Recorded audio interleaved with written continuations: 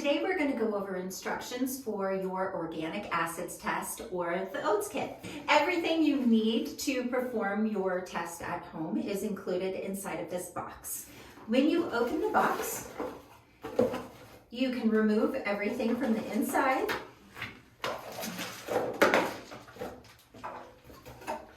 And there will be instructions here for you to follow.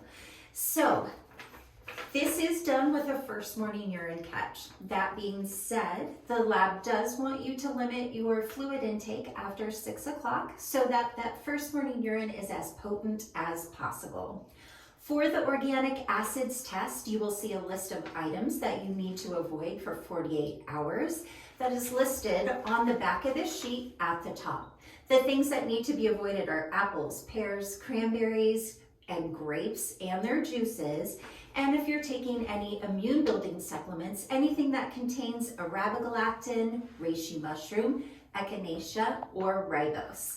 As long as you've avoided those for 48 hours, you are free and clear to collect your sample. Once you have collected that first morning urine, you want to put it right into the specimen cup.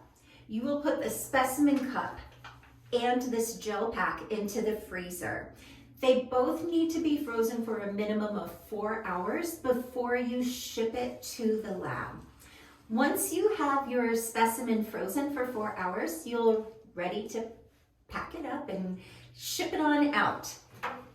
The first step is to fill out your requisition form.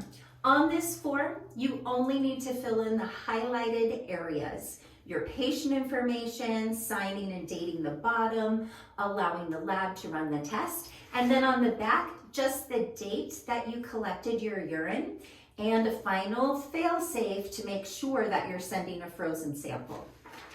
Now you're ready to pack everything up. Inside of this specimen bag, we are going to put this absorbent sheet in case there's any spillage. You can put your frozen sample right into the Ziploc portion. And you want to make sure that that's closed nice and tight. On the back of this bag, it is a little difficult to see, but there's an envelope right here. You want to fold up your requisition form and put it into that envelope so that your personal information and your specimen travel together throughout the lab. Once you have that all ready to go, it all goes into this thermal mailer. We're going to put the thermal mailer right into this box.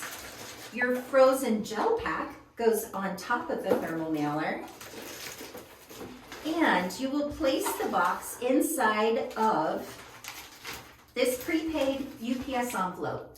There are instructions to either call UPS for pickup directly from your home, or you can take it to a UPS store for drop-off. Remember, those samples need to be frozen for at least 4 hours before they're sent, and you want to send in your samples Monday through Thursday. Please do not send them on a Friday or the weekend because they will sit at the lab and not be viable by the time the test is run.